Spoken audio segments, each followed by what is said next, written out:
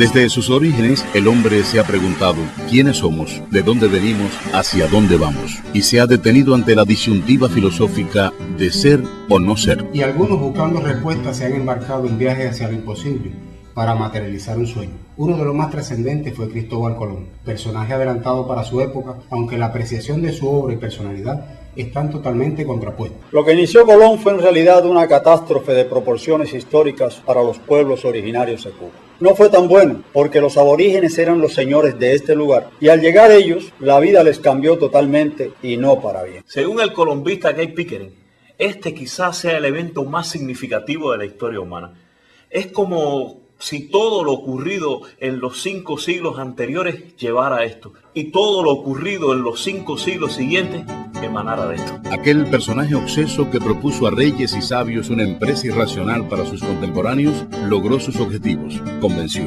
Pocos sabían que traía debajo de la manga una carta de triunfo, y la expulsión de moros dio el pie a patronos que no tenían nada que perder, repartían barajas. Pero cumplió y volvió. Desde ese día la humanidad toda pudo de nuevo mirarse de frente a los ojos. Pero como el que sobresale siempre tiene enfrente las bajezas humanas de los impotentes, Cristóbal Colón y su obra fueron víctimas de su propia gente. Y 333 años después del suceso, estuvieron dadas las condiciones objetivas y subjetivas para honrar la obra colombina. Pues las colonias españolas de América se independizaban. Era lejana la leyenda negra contra el almirante Colón, y se publican documentos sobre los hechos primigenios de los castellanos en la conquista del continente. Fue el Estado español, el mismo que lo avasalló, el que decide rescatarlo del ostracismo porque la gloria que le arrebató servía de bandera para justificar la desmoralización de su imperio, alegando que España sacó de la comunidad primitiva a los pueblos de la mal llamada América. Verdad de menor valor que el genocidio que ocasionó. Y regresan una vez más las naves colombinas del Nuevo Mundo. Pero los investigadores, indagando los pormenores del suceso, se embarcan de nuevo por lo desconocido.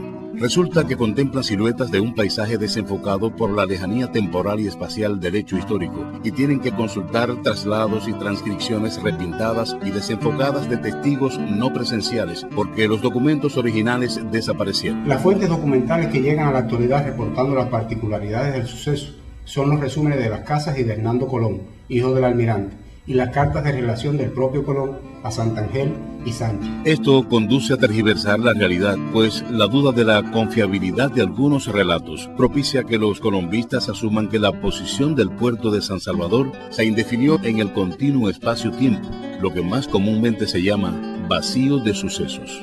Y nace la primera duda de la escrita Historia de Cuba.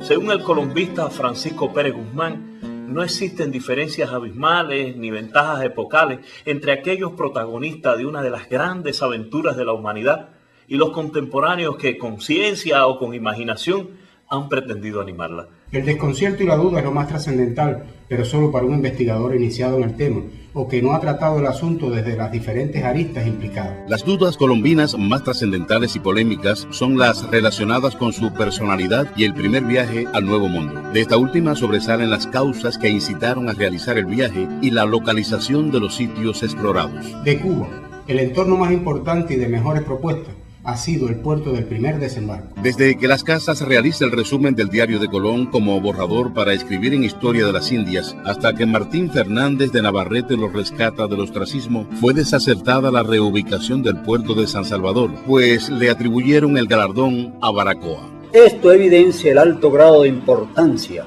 que siempre tuvo el sitio primero de arribada. Pues Baracoa fue la villa primada y el puerto más importante del norte oriental de Cuba desde la época de la colonización española, pero fue el último puerto cubano visitado por Cristóbal Colón. Resulta que en la época que nace el hecho histórico solo tuvo trascendencia para los protagonistas y para los que habitaron los parajes explorados y los pocos que pudieron consultar los documentos que los relataban. Para subsanar indeleblemente el vacío histórico, la corona española tenía que haber respetado respetado primero las capitulaciones de Santa Fe. Solo así su obra y lugares visitados en el Nuevo Mundo se hubieran glorificado desde que nacen. Los investigadores, al no ver en los mapas los primeros topónimos castellanos de Cuba, ignoran que pudo perpetuarse derivado en la memoria histórica oral de una localidad. Es un verdadero desafío a la razón que ninguno de los testigos presenciales del suceso o los seguidores inmediatos de esa travesía contribuyeran a perpetuarlo in situ. Un nombre geográfico o hecho histórico se perpetúa alzando en el sitio una construcción cristiana alegórica para glorificarlo,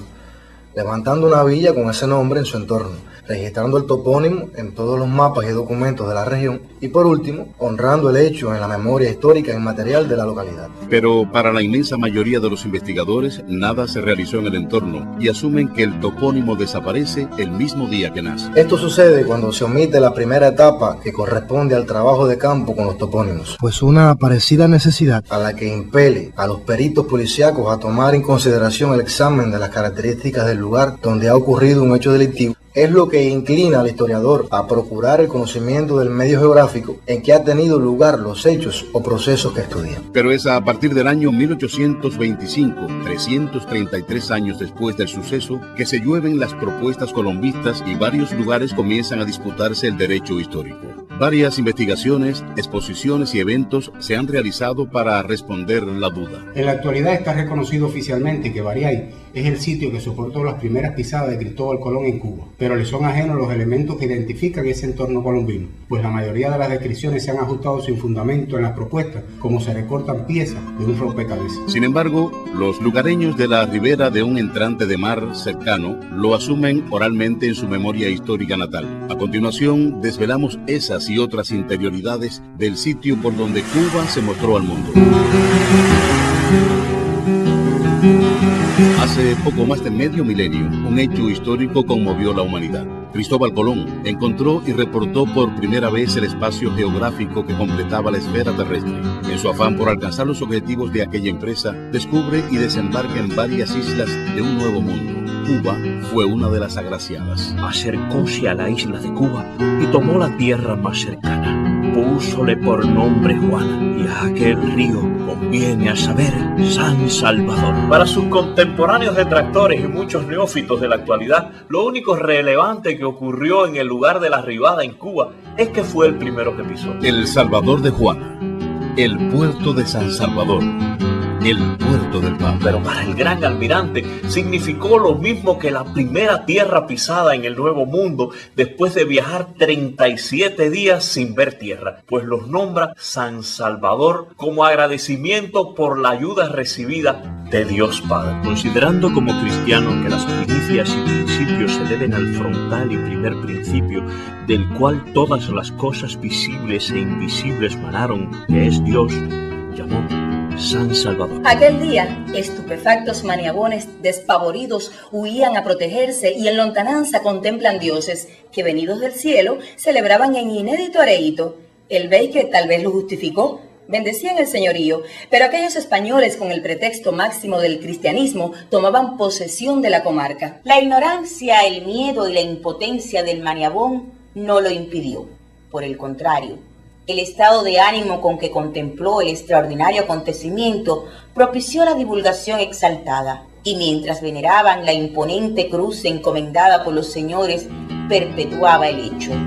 Todavía se escucha el susurro maniabón que lo vio nacer. ¡Qué puerto, padre! ¿Será posible que aquel majestuoso nombre, 2 veces puesto en una de las hazañas más grandes de la historia de la humanidad, desaparezca el mismo día que nació? El primer topónimo castellano del Nuevo Mundo, como la mayoría de los bautizados por Colón, no se perpetúa porque no fueron trascendentes ni tuvieron valor de uso inmediato. Pero investigando los hechos acaecidos en el entorno temporal y espacial de la arribada de Colón en Cuba, permite determinar la evolución de la memoria histórica y geográfica del suceso. Después que el gran almirante nombra el primer topónimo castellano de la isla, el entorno continúa 12 años en su vida cotidiana y prácticamente el mismo vacío documental que antes. Solo pasan por esos predios de Maniabón viajes de aventureros en busca de mano de obra aborigen y bojeos para corroborar la insularidad de Cuba. A partir de 1499 se realizan las primeras exploraciones del Nuevo Mundo para boicotear las capitulaciones de Santa Fe, y por donde pasaban rebautizaban los territorios a diestra y a siniestra. Todo era incertidumbre hasta que la casa de contratación crea el padrón real para fiscalizar los viajes al Nuevo Mundo. Pero la mayoría de los nombres geográficos castellanos que nacieron en los mapas antiguos del Nuevo Mundo desaparecieron porque el aborigen estaba más arraigado entre los lugareños. El ejemplo más representativo fue el nombre de Cuba y el de las regiones aborígenes del oriente cubano que viven actualmente en su mayoría nombrando un poblado o región donde se localizaban sus núcleos poblacionales. La lógica y los hallazgos arqueológicos lo confirman. El grupo Atabeg Maniabón expone que el de Maniabón se localizó en el entorno del actual poblado de Santa María, productivo territorio al sur de la bahía que fungía como su puerto primado. Y no es hasta el año 1510 que los castellanos llegan al entorno con el propósito de colonizarlo. Fue Francisco Morales, uno de los dos capitanes de las huestes de Diego Velázquez, el encomendado con su tropa a explorar la región aborigen del Maniabón. Los hallazgos arqueológicos corroboran que allí convivieron en armonía las dos culturas, 2 décadas después de la visita de los embajadores colombinos, cuando el entorno forma parte de la jurisdicción de Bayamo. No obstante, el descubrimiento ha sido ignorado por la arqueología nacional. Velázquez envía las tropas a las 4 mejores regiones aborígenes del oriente cubano, referenciadas por las exploraciones de Cristóbal Colón: Maniabón y Baracoa en el norte y Macaca y Bayamo en el sur. Los sitios explorados por el gran almirante eran de conocimiento público de sus contemporáneos y la cruz de parra plantada era la muestra física. Esto propició que la primigenia estancia castellana se honrara en la localidad aun cuando los aborígenes iniciaron la convivencia con los castellanos. 2 años después del suceso, los habitantes de Macaca y Bayamo le comunican al gran almirante que sabían de su recorrido por la costa nororiental de Cuba. Es que el hecho histórico colombino fue conocido y divulgado por nativos y castellanos, alejados espacial y temporalmente, pues las fuentes históricas son informaciones o descripciones de lo pasado por medio de la narración oral o escrita o por la imagen. El puerto del Padre. Otro dato aún más sugerente nos deja con la boca abierta. En el puerto primado de esa región aborigen se crea la capitanía pedánea nombrada San Cristóbal. En el año 1804,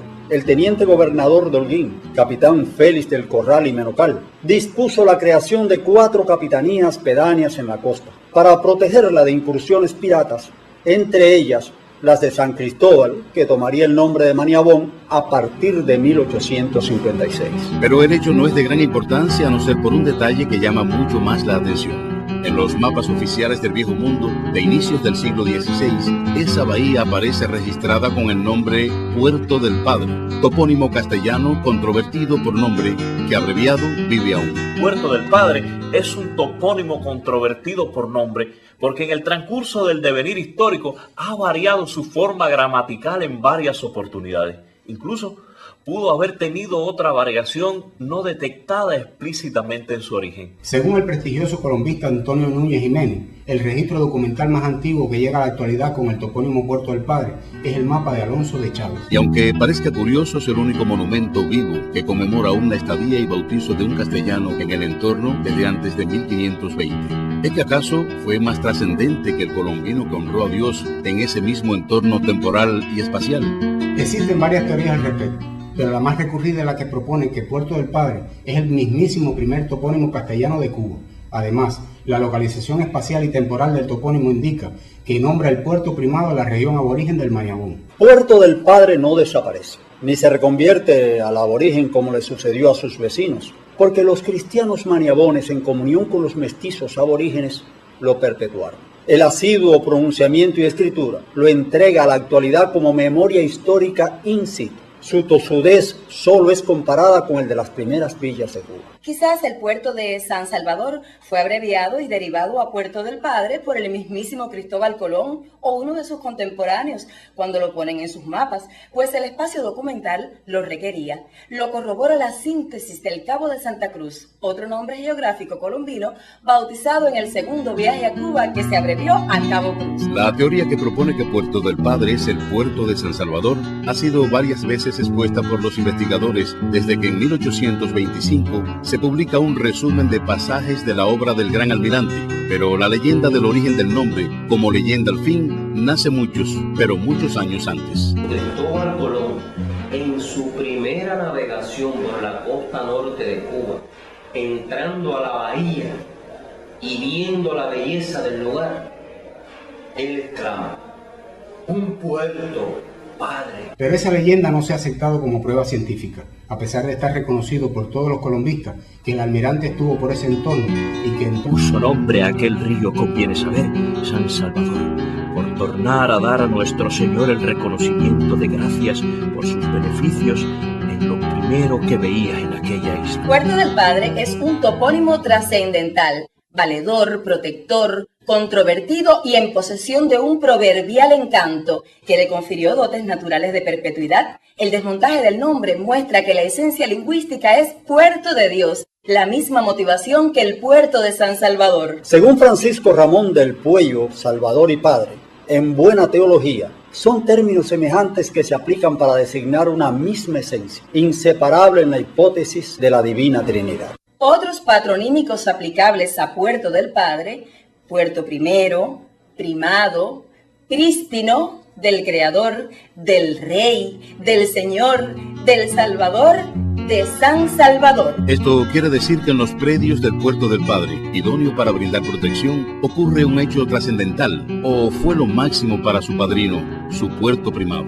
El Puerto del Padre, el Puerto de San Salvador, el Salvador de Juan, el personaje célebre que reúne las evidencias científicas más contundentes para haber bautizado el topónimo Puerto del Padre, fue un explorador cristiano al servicio de España que estuvo en la bahía principal de la región aborigen del Maniabón en los primeros años de la escrita Historia de Cuba, con potestad para bautizar y reportar para los padrones reales un litónimo motivado por honrar a Dios. Todo indica que se procuró considerar como el puerto primado de Cuba. Los personajes históricos que cumplen las premisas son Cristóbal Colón, Juan de la Cosa, Vicente Yáñez Pinzón, Francisco de Morales, Diego Velázquez y los colonos bayameses. Pero Cristóbal Colón es el único que honró a Dios en un puerto. Puso nombre a aquel río, conviene saber, San Salvador. El método inductivo-deductivo permite aclarar que la memoria histórica natal del topónimo Puerto del Padre se conecta con la del puerto de San Salvador. Pero para los investigadores más conservadores y ortodoxos, convencidos de Variay, esas conexiones son apócrifas, pues alegan que es como si se arrimara el ascua a la sardina. Si los 5 siglos de vida del topónimo Puerto del Padre se deben a que la motivación de su bautizo fue por un hecho intrascendente de un padre mortal, entonces el nombre de ese padre tenía que estar en los primeros registros del topónimo y de la historia de Cuba. O tal vez este puerto fue nombrado del padre porque era buenísimo, y los que le rodeaban eran de madre, malísimo. Los estudios alcanzan su cientificidad cuando las evidencias no pueden ser impugnadas. Entonces, si 3 indicios constituyen una prueba científica, ¿qué podemos pensar cuando se computan 5? 5, sí. De momento, la única forma de corroborarlo es que la memoria geográfica natal de ambos topónimos sea la misma. A continuación, desvelaremos evidencias contundentes que responden científicamente por dónde desembarcó Cristóbal Colón en Cuba. A pesar de que el entorno que recorre el día anterior de la arribada es uno de los más importantes, pocos estudiosos lo han recorrido científicamente. Tal vez no les ha interesado, no les ha sido trascendente o se han atacado como el almirante. Lo cierto es que no se ha valorado como merece. De las 5 islas nombradas por Colón en las Bahamas, la única que los colombistas han reconocido por unanimidad son las Islas de Arena, pues ese entorno es el único que cumple con la descripción colombina. Realizando el recorrido inverso antes del avistamiento de los Cayos Jumentos, permite localizar las 2 islas exploradas y bautizadas anteriormente por el almirante en las Bahamas. Además de cumplir con los puntos de referencia colombinos, la modelación de la travesía clara que la isla Fernandina es la actual Long Island y la isla Croque es la colombina Isabela. Desde el norte de esta última parte Cristóbal Colón hacia Cuba, la noche de luna llena del 24 de octubre de 1492. La orientación de los puntos geográficos colombinos referenciados en 1492 han variado porque el polo magnético cambia continuamente el lugar que ocupa en la superficie terrestre. Según los colombistas, el valor de la declinación magnética en el entorno nororiental de Cuba oscilaba en 1492 desde 0 hasta 17 grados oeste. El cotejo de la orientación de los rumbos colombinos reconocidos, el estudio del desplazamiento del polo norte magnético y la superposición del mapa de Juan de la Cosa en un mapa actual permite determinar que el valor de la declinación magnética en 1492 en el entorno nororiental de Cuba estaba cercano a los 15 grados oeste. Los sitios del entorno que pretenden ser colombinos tienen que cumplir con un solo valor de la declinación magnética. De lo contrario, la propuesta no es científica. El primer fondeadero en el entorno de los Cayos Jumentos fue el 25 de octubre, pues los bajos le cierran el paso en el viaje hacia Cuba con rumbo oeste. Cuando las naves tienen delante un entorno peligroso para la marinería, se dedican todas las pericias a salir ilesos. Para lograrlo, las barcas se desplazan en misión de reconocimiento para determinar por dónde las naves pueden pasar. Estos inconvenientes motivan al almirante, a sus tripulantes o a sus seguidores inmediatos a bautizar los bajos al sureste de los Cayos Jumentos con el nombre Banco de Colón. El gran almirante fue el primero que aportó sus experiencias para atravesar sin contratiempo los cayos y escollos del Gran Banco de Bahamas, de oriente a occidente. Las prácticas para viajar por las Bahamas están compendiadas en el libro Derrotero de las Antillas y las costas orientales de América, y aclara que las naves colombinas atraviesan por el sur de la costa meridional de la isla Reyes Pequeña para fondearlas en un sitio donde se podían dirigir hacia Cuba con rumbo sur-suroeste libre de obstáculos, lo que posibilitó que en la mañana del 27 de octubre el viaje alcanzara una velocidad de 8 millas por hora.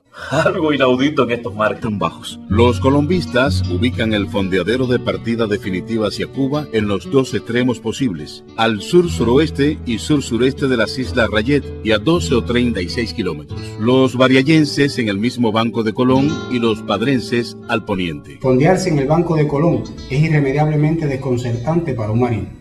Al poniente de ese entorno y a 12 kilómetros del sur de los Cayos Jumentos estuvo localizado el punto de partida definitiva hacia Cuba. Actualmente es posible modelar la travesía colombina por el Canal Viejo de las Bahamas, pues se conoce la influencia de las condiciones medioambientales, el valor de la velocidad de las naves, que el viaje fue favorable, que el rumbo fue mantenido hacia el sur-suroeste. Y que dejaron de existir 10 días al cambiarse el calendario juliano por el gregoriano. Como se mantuvo el rumbo sur-suroeste en la travesía desde las Bahamas a Cuba, los colombistas la grafican en línea recta, como si las naves viajaran encima de líneas de ferrocarril.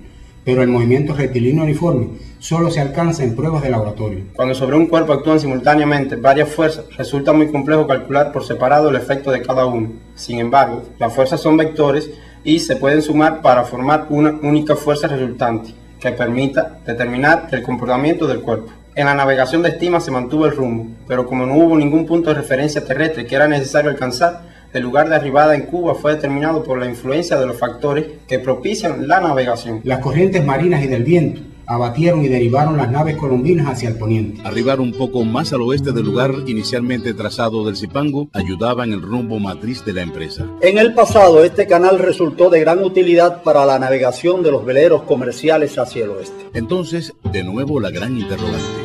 ¿Por dónde desembarcó Cristóbal Colón en Cuba? Alrededor de las 6 de la tarde, las naves colombinas arriban 30 kilómetros al poniente del lugar ideal trazado en movimiento rectilíneo uniforme. Esto quiere decir que las naves arriban en un entorno próximo a las costas de la boca de la bahía Puerto del Padre. Cercanas a las costas de Cuba, las naves se mantienen al reparo toda la noche, porque es un entorno donde no se suceden desplazamientos apreciables, pues bajaron las velas de noche, que llaman estar al reparo, por navegar por mar que no sabían, por no dar en tierra o en bajos o peñas de noche. En otras palabras, se corrobora de nuevo lo concluido por los investigadores de la National Geographic Society. Las fuerzas que actúan sobre una embarcación de vela en el Canal Viejo de Bahamas son tan fuertes que incluso partiendo del Banco de Colón, las naves no arriban a Variay. Para que la travesía colombina por el Canal Viejo de las Bahamas arribara entre Cabo Lucrecia y Jibara, las condiciones medioambientales se tienen que comportar a la inversa de cómo sucede estadísticamente. Pero entonces no se cumplen las descripciones colombinas. La moderación de la travesía colombina que precede la arribada en Cuba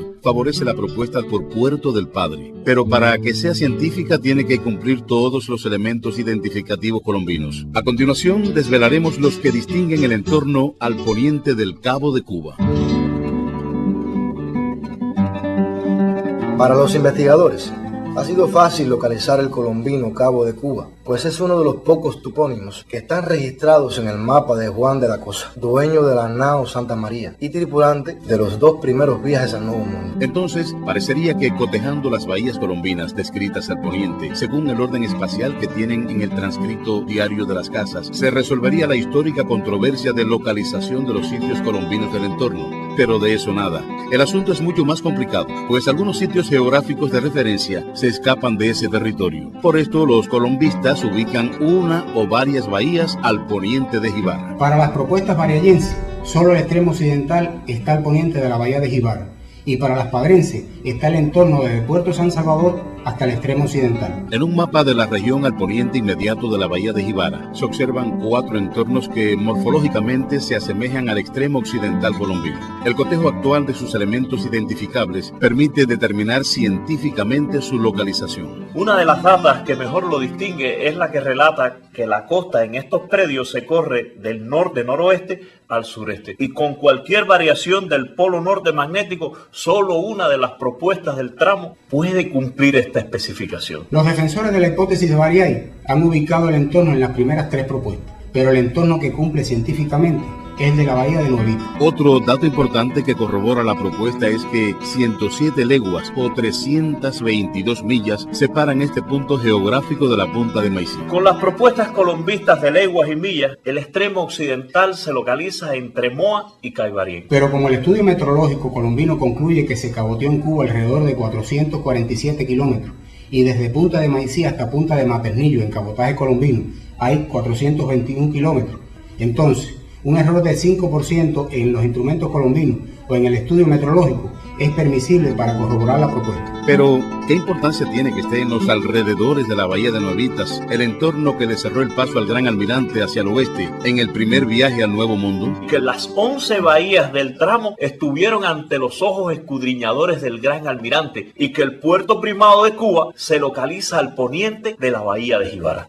Entonces, las Casas ignoró 5 bahías, o al almirante se le solaparon con el entorno inmediato, pues en cabotaje alejado de sus entradas de poca claridad visual, por las frondosas vegetaciones y la corta profundidad focal que ofrecen, provoca que la perspectiva visual las aplaste y conformen con sus entornos laterales una sola línea costera. Dilucidados los actuales extremos geográficos que acotan el entorno del puerto de San Salvador, a continuación se desvelan evidencias contundentes que responden por dónde desembarcó Cristóbal Colón en Cuba.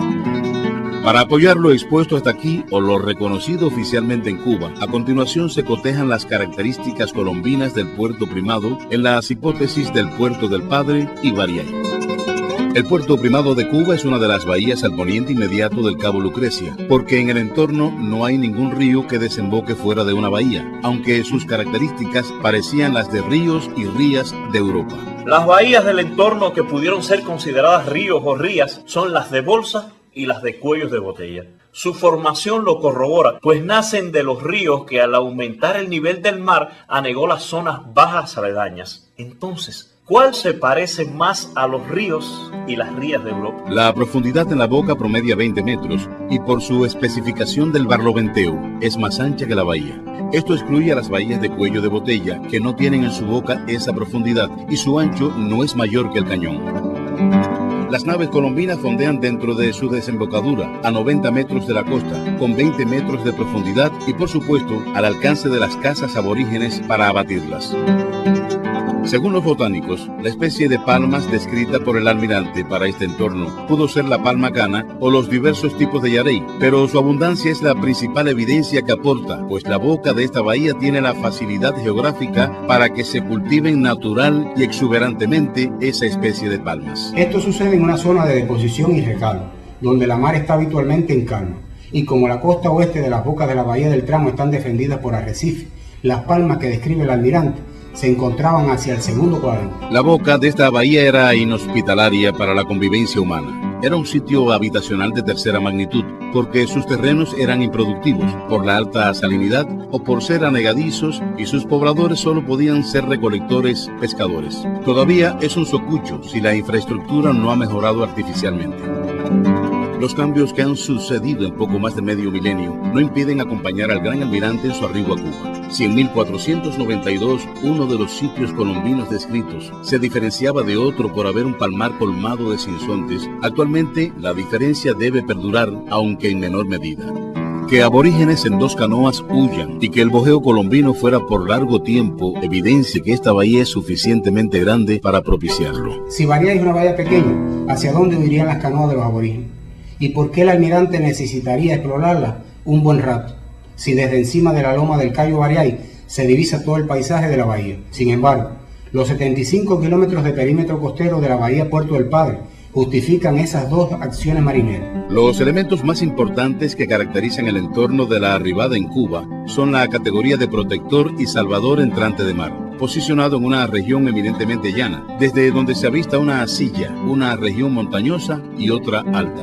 Un espacio geográfico tiene características morfológicas y funcionales únicas, y las unidades geomorfológicas que lo componen están ubicadas en el paisaje con una posición y escala diferencial. Tres visiones son necesarias para interpretarlo: la biótica, la abiótica y la antrópica. El primer elemento orográfico que se describe y que identifica el lugar para los seguidores es que es uno de los territorios más llanos de la costa norteoriental de Cuba. Este es el paisaje que caracteriza las bahías al poniente de Jibara. Esta llanura colombina solo ha desconcertado públicamente a un bariayense, Francisco Pérez Guzmán. El terreno ondulado y con elevaciones entre los 80 y 150 metros pertenecientes a Maniabón contradicen la afirmación del navegante de la tierra muy llana cuando a bordo de una barca escrutaba el litoral. Las orillas de las costas eran llenas de árboles, bajas y con playas. Se asemeja en su inmensa mayoría a las de las Bahamas. La bahía tiene condiciones propicias para que en ella proliferen las almejas y perlas. Es un excelente puerto natural que posee la mar en calma. Que a esta bahía vinieran canoas grandes de un lugar próspero expresa implícitamente que hacia el sur de esta bahía se asienta un núcleo poblacional aborigen próspero, pues la boca de la bahía por donde se mostró Cuba al mundo era un socucho, un sitio habitacional de tercera magnitud. Para llegar al núcleo poblacional del Baní, Bariay no es la mejor ruta, y Puerto del Padre tenía al sur el núcleo poblacional del Maniabón. Para Cristóbal Colón, la protección de la bahía tiene la misma trascendencia que la primera tierra descubierta del Nuevo Mundo. El bautizo del topónimo del primer puerto cubano fue motivado nuevamente por agradecimiento a Dios al recibir su bendición, y las dotes excelentes de protección lo refuerzan. Para el almirante, esa era la primera tierra del Zipango, la mayor isla que estaba en su camino hacia la India. Bautizar aquel lugar era algo sagrado. Violarlo o cambiarlo constituía una penalidad porque estaba dedicado en honor a Dios. Pudo derivarse, pero no ignorarse ni cambiarse. Un detalle sumamente subjetivo es que en el mismo entorno temporal y espacial nace el topónimo Puerto del Padre, una de sus derivadas abreviadas. Todo apunta a que esta es la grafía que usó el nombre geográfico castellano más antiguo de Cuba para llegar a la actualidad. ¿Y qué salvación pudo proveer Bariay si no es ni puerto ni entorno habitable? Se divisa en el paisaje una alteración del relieve que se parece a la Peña de los Enamorados de Antequera, España. Pensamos que a este dato se le ha atribuido demasiada importancia cuando solo es uno de los tantos requerimientos que debe satisfacer el sitio que sea aclamado como primer puerto de Colón en Cuba. Por la interpretación de sus curvas de nivel, la Peña de los Enamorados de España es una forma del relieve compuesta por varias cimas y sillas. Debe su nombre al suicidio de dos enamorados que se lanzaron al vacío desde la cima de su peña más prominente. En 1492, las dos peñas de los Enamorados de Cuba tenían una peña parecida. Las Casas, en su libro Historia de las Indias, lo registra al inicio de las descripciones del entorno. Pero en el transcrito diario de Colón, que fue su borrador, lo hace al ver una silla igual en el puerto de Mares. Esto estuvo dado porque asumía que una de esas dos montañas era el Yunque de Baracoa, o porque para el almirante la primera fue menos representativa por encontrarse lejos. La silla de Jibara es el faro natural de la región geográfica al poniente inmediato del Cabo Lucrecia. Sin embargo, que sea reconocida como la Peña de los Enamorados de Jibara amedrenta la propuesta bariayense, pues el mogote de Bariay en nada se le parece, ni a ella ni a la de España. Y aunque desde la bahía Puerto del Padre se ve la silla de Jibara, la loma que lo identifica desde alta mar es la loma de la Jíbara. Pues los libros antiguos que orientaban a los marinos refieren que se reconoce por tener muy próximos al oeste de él dos montecillos unidos.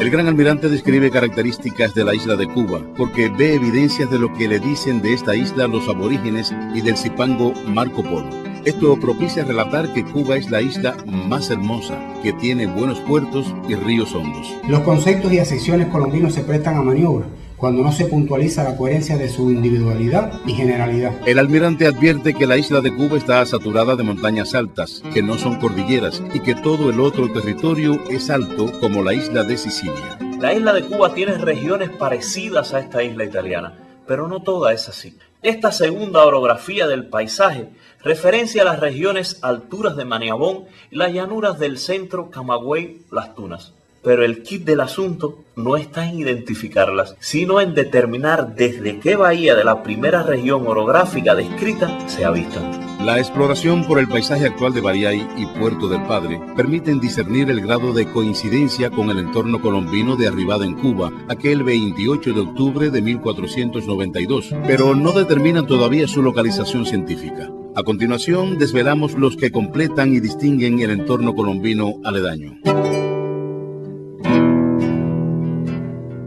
El gran almirante no ve indicios del Gran Khan en el puerto primado de Cuba y al día siguiente decide seguir viaje hacia la India. Nunca más pondrá sus pies en el entorno, aunque lo avista una vez más en su travesía de cabotaje hacia el este. Al salir de la boca del puerto de San Salvador hacia el poniente, se avistan dos puntas de la isla, una al este a 10 leguas y la otra al noroeste a 6 leguas. La punta al noroeste determina orientar la travesía hacia el norte-noroeste. La relación de esas puntas con la isla revela que los accidentes geográficos alejados pertenecen a la isla y no al territorio donde se encontraba el gran almirante. El almirante avista una bahía a 1 legua del puerto primado caboteando hacia el norte-noroeste y la bautiza Río de la Luna. La motivación de un topónimo ofrece datos que suplen lagunas descriptivas del transcrito diario. Para algunos colombistas la de Río de la Luna fue por ser luna, pero la hipótesis no se sustenta para Río del Sol. La regularidad de las fases lunares dio lugar a una de las primeras formas de cómputo del tiempo y ha inspirado a sabios y poetas. Esto pudo ser lo más representativo de ese momento y en ese lugar. La fase lunar que se mostró la mañana del 29 de octubre de 1492 fue la cuarta después del plenilunio, que se pone alrededor de las 10 de la mañana. El cálculo se corrobora con el eclipse de luna que avistó y registró el almirante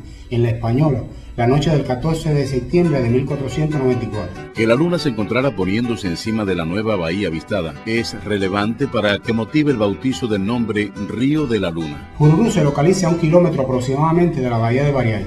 Es difícil que el gran almirante errara en una distancia tan corta. Sin embargo, al salir 4,2 kilómetros de la bahía Puerto del Padre, con rumbo norte-noroeste, se ve la bahía de Malagueta. Como estuvieron caboteando hasta alrededor de las 4 de la tarde, cuando ven otra bahía más grande que las dos anteriores. Como el almirante siempre toma la decisión más importante del día al salir el sol, como la luna fue el elemento motivacional del Río de la Luna, entonces la travesía duró 8 horas. Las naves colombinas demoraron 8 horas en navegar los 12 kilómetros que separan a Bariay de Jibara, o el gran almirante, como nunca antes, partió al mediodía. Sin embargo, 4 kilómetros por hora es la velocidad correcta para navegar ese espacio de tiempo, desde la bahía Puerto del Padre hasta la bahía de Manatí. Cristóbal Colón bautizó la tercera bahía cubana, Río y Puerto de Mares. El mar fue la motivación más importante del lugar y del día. Que sea la más ancha, expresa que es muy caudalosa. Estando en la boca de la bahía de Jibara, no hay ningún tipo de motivación para referenciar que es un río o una ría. Y en la boca de la bahía de Manatí, lo más llamativo e importante es el caudaloso brazo de agua de mar que fluye. La bahía de Puerto de Mares es un punto geográfico de obligada referencia para localizar el entorno actual del primer desembarco colombino en Cuba. La región costera de su boca es un sitio habitacional de primera magnitud por la bonanza de sus aguas, aires y productividad de sus tierras y mares. Sin embargo, es segunda en importancia, pues la de San Salvador es visitada por navegantes poderosos. En toda la bahía de Puerto de Mares se pueden voltear las naves porque el ancho y el fondo lo posibilita. Es considerada uno de los mejores puertos del mundo, como el río Guadalquivir de Sevilla, porque es protegida de los vientos alisios. La profundidad en la boca es de 11 a 13 metros y en el interior de 8 metros. Que la mar está en calma señala que las orillas son bajas. En la boca de esta bahía se observa un entrante en forma de lago, puerto hondo con fondo limpio de piedras y con la orilla en forma de playa. Tiene en sus predios un cabo de peñaltillo, propicio para hacer un fuerte, y como hay uno llano sobresaliente al oeste-noroeste de la boca, este debe estar al este, como el de La Habana, pero con una altura mucho menor. Posee al sureste la segunda silla descrita y primera en importancia, porque al verla se acuerda de la otra parecida en el puerto primado de Cuba. Las sillas más representativas del tramo costero al poniente inmediato del Cabo Lucrecia son las de Jibara y Dumañueco. En 1792 eran tan parecidas que confundían a los marinos que se orientaban en alta mar para entrar a uno u otro puerto. Si en la década de 1980 no hubieran demolido la de Dumañueco para sacar Caulín, aún mantendrían su parecido. La silla de Jibara cumple con la peña de los enamorados del Puerto de Mares. pero para el binomio Bariay-Jibara es un antagonismo colombino, pues el mogote Teta de Bariay es la otra silla del puerto primado. Sin embargo, como la loma de la Jíbara compone el paisaje de Puerto del Padre y Dumañueco la del Manatí, entonces este binomio de puerto cumple con la propuesta de las Peñas de los Enamorados cubanos. La travesía al poniente del puerto de Mares se tiene que realizar con rumbo noroeste, porque al oeste-noroeste de la boca hay un cabo llano y porque la costa al naciente del extremo occidental se corre hacia el sudeste. De la boca de la bahía de Jibara no se podía salir en 1492 hacia el noroeste, y de la bahía de Manatí sí, pues Punta de Piedra cumplió con la orientación del cabo llano colombino. Hay un río de agua dulce en el interior de esta bahía, 2 leguas de la boca. Según los colombistas, está a una distancia que oscila entre 4,4 y 12 kilómetros. En Jibara, la boca de los ríos están a no más de 2 kilómetros de la boca de la bahía. Y en 1492 no hubo necesidad de buscar agua potable en su interior, pues llovía todos los días. Y a 8 kilómetros de la boca de la bahía de Manatí está localizada la boca del río Naranjo, curiosamente llamado hoy Estero de Colón. En el interior de esta bahía hay un elevado del terreno, pero los árboles impiden ver algo relevante. No obstante, el día que abandona el entorno alega que la región es muy fresca y alta, y su hijo que la gente se puso en fuga hacia los montes, que se veían muchos, altos y redondos, llenos de árboles y de plantas amenísimas. ¿Cuál de las 3 descripciones retrata el entorno? El orden narrativo y el valor de la síntesis del transcriptor indican que la observación desde el montecillo corrobora lo que ya desde las naves se había contrastado. No hay en el horizonte ciudades, montañas y terrenos altos. Solo identifica el entorno, la silla, el montecillo y la región alta. Desde encima de uno de los montecillos que rodean la bahía de Jibara, era imposible dejar de divisar y registrar la belleza de ese paisaje, adornado por abundantes montañas. Y desde encima de la loma del Tabaco, cualquier bosque pudo impedir ver algo relevante en el paisaje que no fuera Dumañueco. El poblado aborigen más próspero del entorno está ubicado en el interior de la isla a 4 jornadas o 12 leguas contadas caminando. Trazando un círculo con epicentro en ese entorno, se localiza el actual Puerto de Mares y viceversa. Entre los núcleos poblacionales aborígenes del entorno sobresalían en 1492 Baní y Maniabón. Pero el Maniabón es el favorecido, porque para los castellanos que siguieron al almirante fue el más importante del norte oriental de Cuba después de Baracoa. Desde Jibara es más factible contactar con el núcleo poblacional aborigen del Baní que con el de Maniabón. Y según los hallazgos arqueológicos del grupo Atabey Maniabón, el núcleo poblacional de la región aborigen del Maniabón se localizaba en el actual poblado de Santa María, que está a 50 kilómetros de la boca de la bahía de Manatí. La única inconveniencia para salir hacia el naciente del Puerto de Mares en cabotaje son los vientos alisios del este y noreste.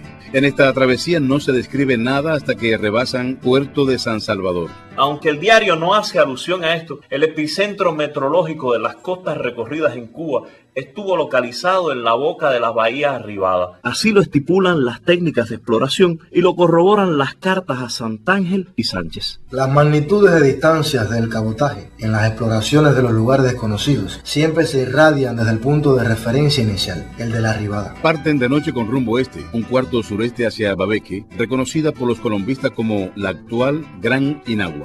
Actualmente la travesía es hacia el este, un octavo este-noreste del polo norte geográfico. El cabo Lucrecia impide trazar un rumbo directamente desde Jibara hasta la isla de Gran Inagua, y no es un impedimento para hacerlo desde la bahía de Manatí. Según el estudio hermenéutico, hay 2 bahías al naciente inmediato del Puerto de San Salvador, una a 8 y otra a 12 leguas. Pero como tantas veces sucede en el transcrito diario, parece que están acotadas desde Puerto de Mares. Sus bocas eran un sitio habitacional de primera magnitud. Una fue la mayor de las avistadas en Cuba y una fue nombrada Río del Sol. La motivación de Río del Sol fue el astro rey, pues su declinación hacia el sur en esa época del año permite que el reflejo en el mar delate su presencia. Evidentemente, el franciscano Cristóbal Colón acomodó el templo de San Salvador con la luna al poniente y el sol al naciente.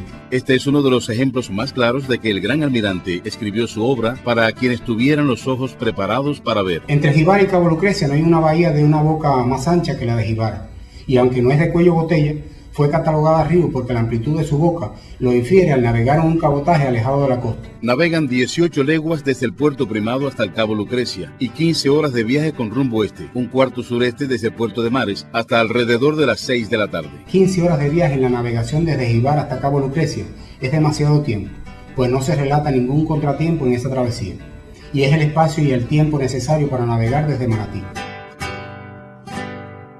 Pareciera que en pleno siglo XXI, poco o nada hubiera que agregar al análisis de un acontecimiento trascendental en la historia de la humanidad. Pero el avance científico y tecnológico, nuevos documentos e investigaciones al alcance de todos y la mejor preparación intelectual del hombre permiten ubicar al estudioso en ventaja de quienes le precedieron para responder las interrogantes del viaje colombino. La verdad en la historia no es patrimonio de nadie. Para concluir esta polémica colombina, un equipo interdisciplinario de especialistas debe realizar estudios puntuales con ética científica y consensuar los resultados en juicio pericial ante un tribunal. Polémica que vive aún porque en las ocasiones que se ha aprobado la correspondencia de Bariay con el puerto de San Salvador no se ha valorado ni enjuiciado científicamente un asunto que merece mucho más que la conclusión de una investigación, una exposición o la sesión de un evento. Resulta que procederes intencionados propiciaron oficializar y mantener la tesis de Bariay, desestimando los basamentos dialécticos de las ciencias y contribuyendo a ignorar cualquier propuesta que lo contradiga. Todavía se hace apología a la ignorancia. El entorno aborigen del Baní es muy trascendente. Tiene hombres emprendedores, productividad, poblamiento, naturaleza playera y además vio nacer 3 presidentes de la República de Cuba. Pero la llegada prístina de Colón no le ajusta. Para los seguidores actuales de la retrógrada Junta de Salamanca, es sacrilegio que Puerto del Padre ostente símbolos que hagan referencia a Cristóbal Colón. Pero hasta que no se demuestre científicamente lo contrario, para los puertopadrenses perseverantes, el territorio seguirá siendo el puerto primado del Maniabón y de Cuba. La polémica debe encontrar definitivamente una solución. Los juicios sobre la verdad precisan que coexisten armonía, ciencia y transparencia. Hoy todavía es tiempo para que la historiografía ajuste su instrumental.